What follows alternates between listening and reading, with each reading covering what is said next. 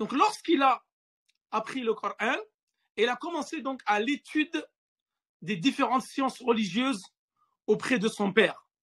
Il a commencé par apprendre le fiqh, al-fara'id, les sciences de l'héritage, le tafsir, le usul, les fondements du fiqh, etc.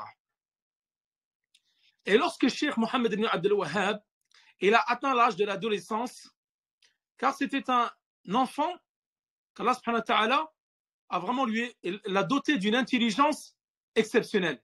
Et c'était quelqu'un qui avait la compréhension rapide.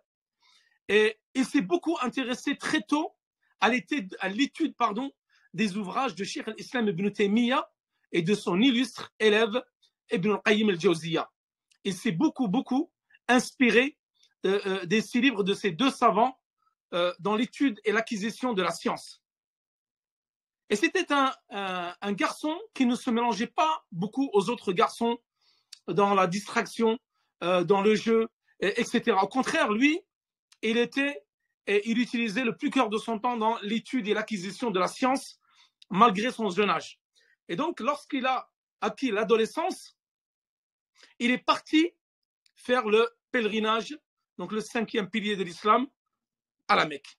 Et là-bas, d'ailleurs, après avoir commencé l'étude de la science auprès de son père, qui était son premier cheikh, il est parti à Mecca. Donc, et là-bas, il a continué l'acquisition de la science. D'ailleurs, le plus grand savant chez qui il a pris la science à Mecca, il s'appelle Cheikh Abdullah ibn Salim al-Isa al-Basri al-Mekki al-Shafi'i. Donc, qui est mort en 1134. Et c'était Hafid al-Bilad al-Hijaziyya. Donc, c'était le grand mémorisateur des hadiths de la région de Hijaz.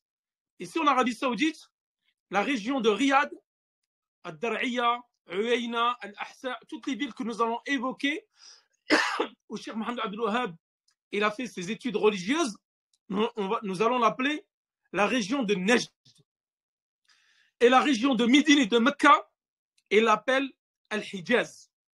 Donc c'est la région de Al-Hijaz. Donc ça, c'était l'un des premiers grands savants chez qui il a étudié à Mecca. Ensuite, il est parti, il est remonté à Médine. Et il a étudié, il a acquis la science auprès de nombreux savants à Médine. Et les deux plus célèbres chez qui il a étudié la science, c'est Al-Allama, le savanticisme, le grand savant, Abdullah ibn Ibrahim al-Sayf, qui est mort en 1140. Et le deuxième cheikh qui est encore plus connu que lui, qui était un grand érudit et un grand savant de la science du hadith, qui s'appelle Hayat ibn Ibrahim al-Sindi, qui est mort en 1165. Sindi, c'est-à-dire qu'il vient de la région de Sind. Et Sind, c'est la région de le sous-continent indien. Voilà, donc il vient de la région de l'Inde, à Sindi. Ça, c'était les deux plus grands savants qui étaient connus à Médine.